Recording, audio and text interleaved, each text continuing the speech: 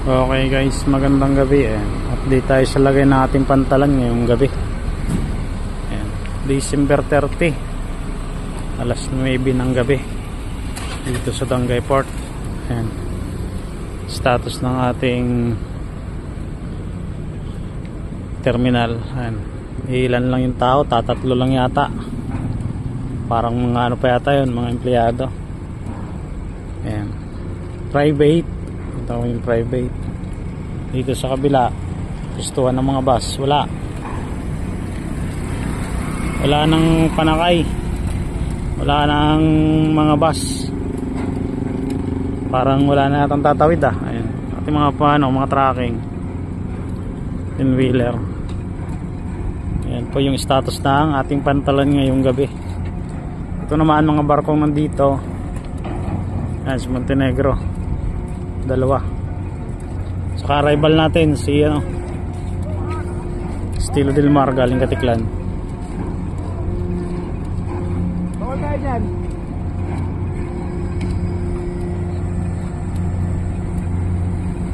Ayan, sino ba tong LCT na to? Sa Dia. Reyna sa Dia. Saka sino to? Isa.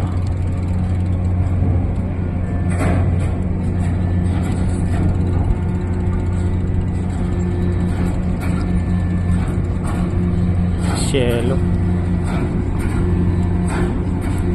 Ito yung full force yung ating guardia dito kasama ang Port Police.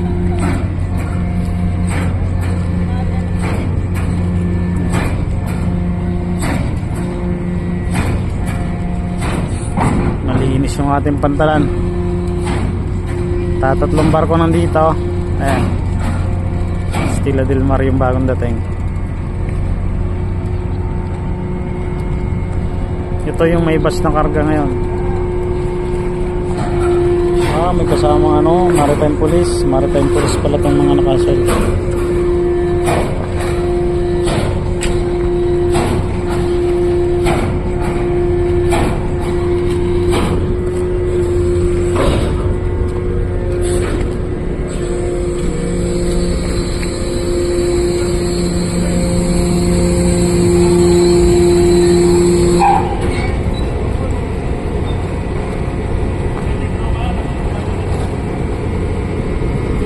Mukhang wala nang tatawid. Sana bukas ganun din. Para hindi tayo ganun kabisi. Naubos na yata nung Pasko. At after magpasko sa magandang gabi. Alas 11. Okay lang, medyo delay din siguro. Hintayin natin yung bus na paparating. Magbabang. Para kasi kung to? Wala lang. Siguro hati-hati namin tapos siguro yung train pa.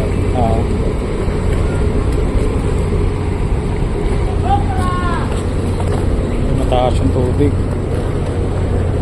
Ayan.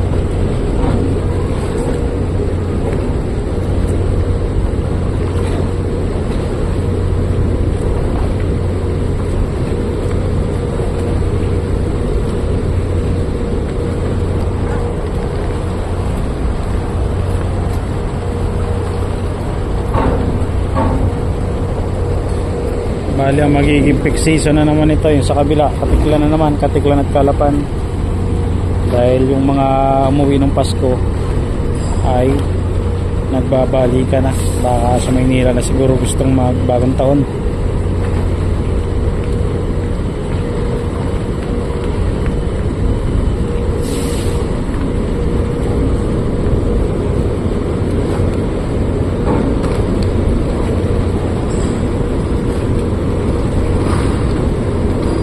Schedule nito ni Estilo del Mar pang alas 11 ng gabi.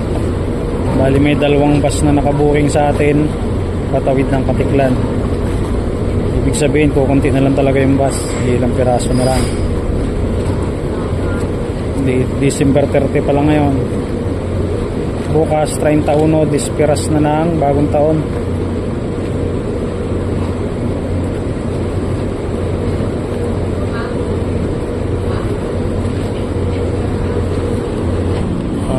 Dapat pala na ang sakay nito.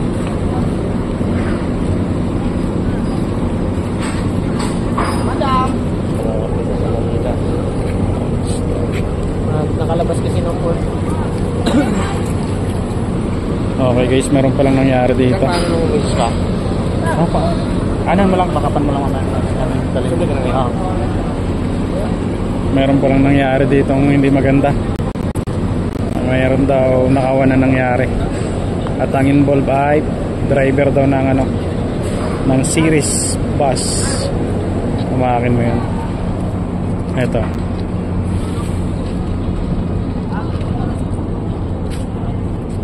Nandito yung inspector ng series. Ito nakadilaw.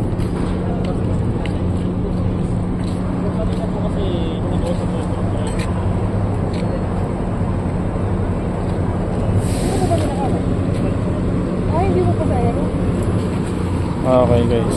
Ayun. Unload tayo ng ng rolling cargo. Bali ganito palang kwento. Naiwan ng truck driver yung kanyang wallet. Ngayon pinakaialman yata dun sa upuan sa napag-iwanan ng truck driver yung wallet at kinuha niya yung laman ng wallet. Ngayon nakita sa CCTV ng ating barko. Kasi may mga CCTV to guys, itong barkong to. Pagka may ginawa kang kalukuhan dyan at nakita sa CCTV, hindi ka makakapag-deny. Talagang mabubuking at mabubuking ka.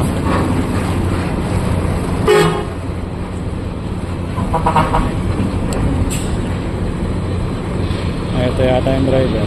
Hindi. Ito kasi yung kapitan natin. Stop nito.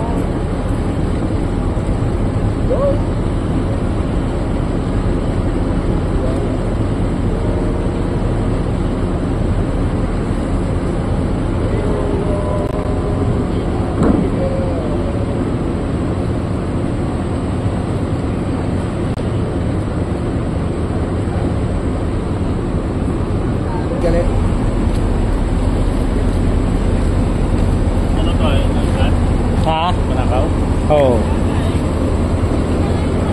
Ay, aborot gumawa.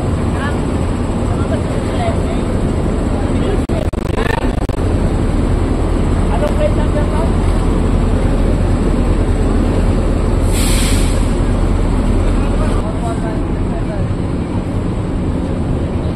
Alabang.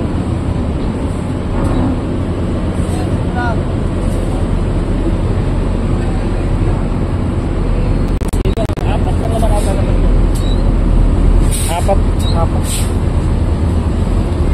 Ano ba yun? May nasabi.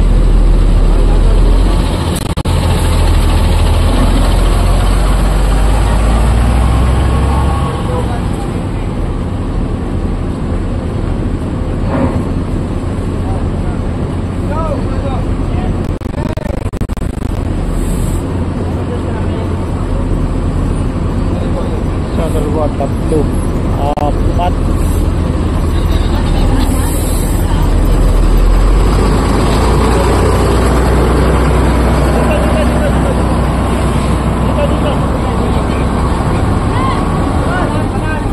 Ito pala, boomer. Driver ng boomer ang nakawan. Okay. Mahirap.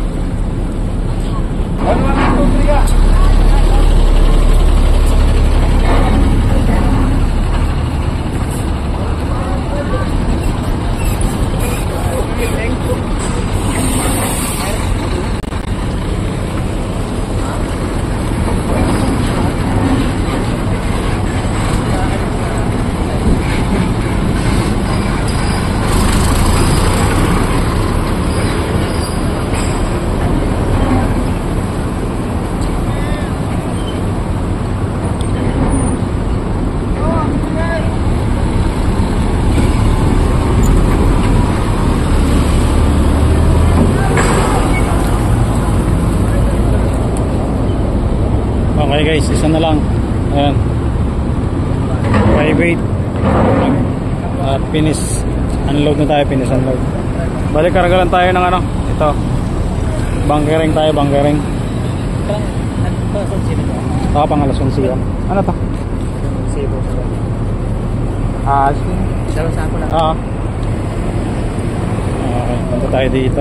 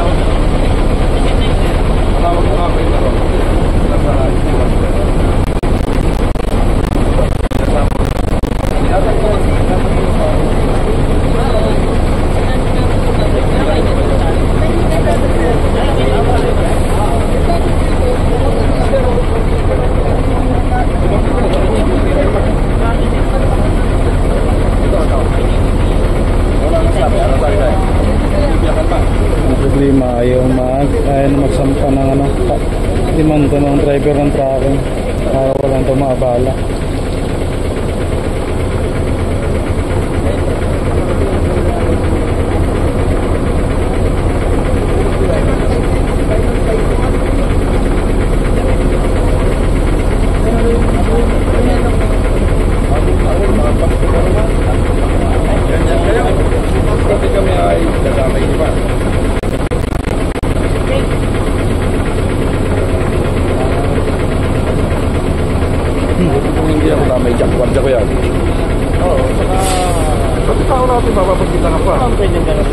Ilang visa tayo pagbintangan dyan. Kung walang CCTV, tayo ang inaano ng pasahero. Tigat kung may nawalang bag dyan, tayo lagi pinabalik-balikan. Kaya nga, yung sabi ko sa kanila, kahit nagkaayos yung dalawa, paano ang image namin? Paano ang image natin? Hindi ako, ano ka? Lagi na lang tayo na nandyan eh. Hindi ngayon sila. Yung Pasko, yung talagang dalawa. Alin? Pare, ito. Ito lang talaga driver dyan. Sila lang sila. Depende kasi yun yung issue sa kanya. Hindi, issue yan, issue. Issue sa driver. Hindi ba na lang kung magre-resign siya. Ngayon, napalit na yung driver yan.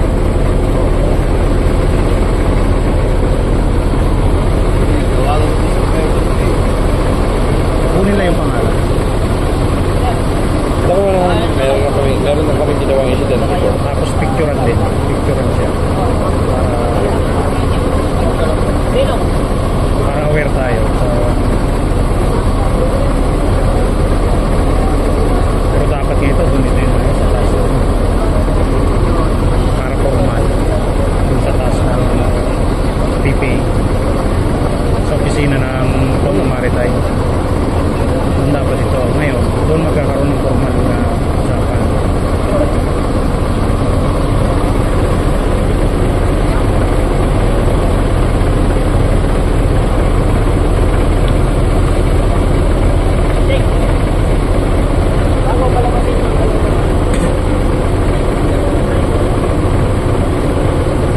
Diba, maala pa?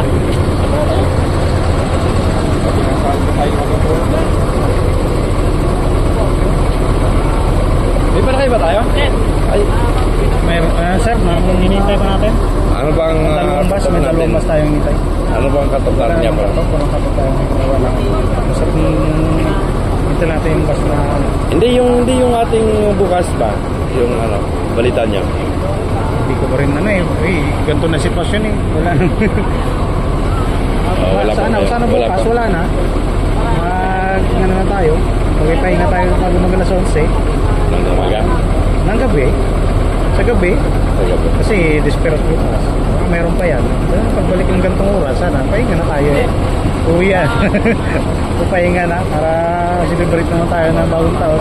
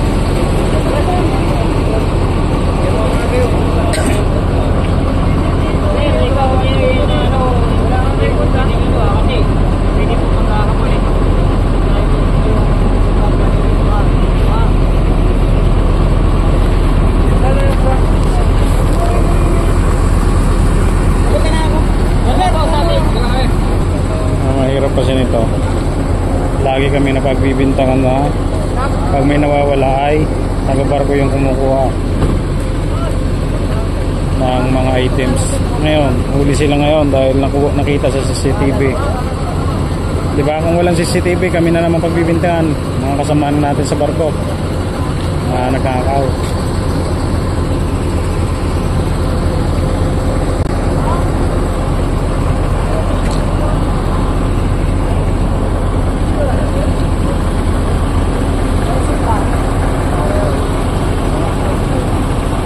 Sa mga viewers ko, ayan, sana wag natin konsintihin ng ganitong klaseng tao kasi masama yung intention niya sa ganong sitwasyon, diba? Driver pa naman siya tapos ganun yung gagawin niya. Paano na lang yung mga pasahero nila, diba? Yung mga pasahero nila na may gamit sa loob ng sasakyan, papakailman ba nilang kaagad yun? Ang gandang, diba? Wala ang gamit. Hindi po pwede yun. Hindi po pwede itong driver na to. Hindi po pwede sa gantong trabaho na nagsiservisyo sa tao. Hindi dapat.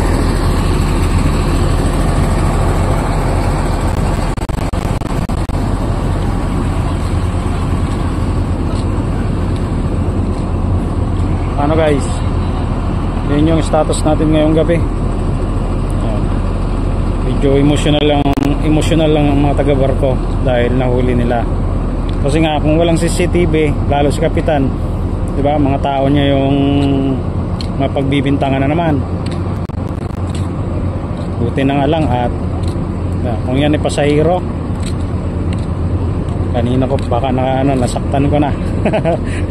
Mahirap na. Madali ako magalit. Kaya sabi ko nga sa mga gustong akong makita, sabi ko sa kanila, mga vlogger na iba, hindi ako mabait, mapakasuplado ko sa personal.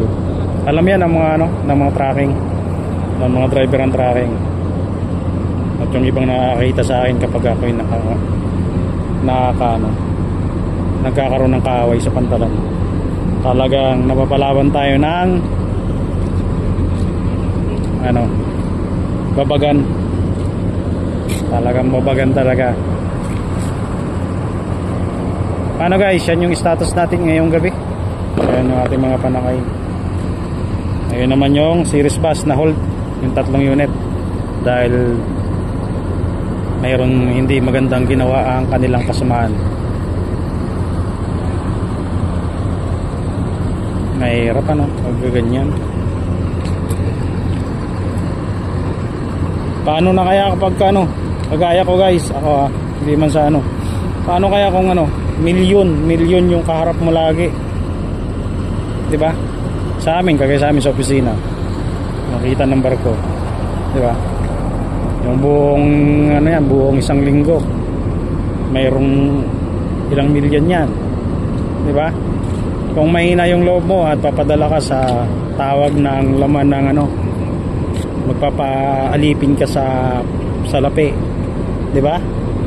Pero hindi tayo ganun. Talagang ano tayo, kahit anong mangyari ay hindi natin pwedeng galawin yon at gawin yung ganung bagay dahil sa Panginoon. Di bali ng ano guys, yun yung lesson natin ngayong gabi. Hindi update, lesson na eh. Huwag magnakaw kasi nga yung imahe mo ang masisira dahil sa iyong ginawa. Sa halagang 6,000 pagpapalit mo yung iyong karangain, dangal mo, diba? Sige guys, hanggang dito na lang ulit muna tayo. Yan ang status ng Tanguero Sport ngayong gabi. Hanggang sa muli, maraming salamat.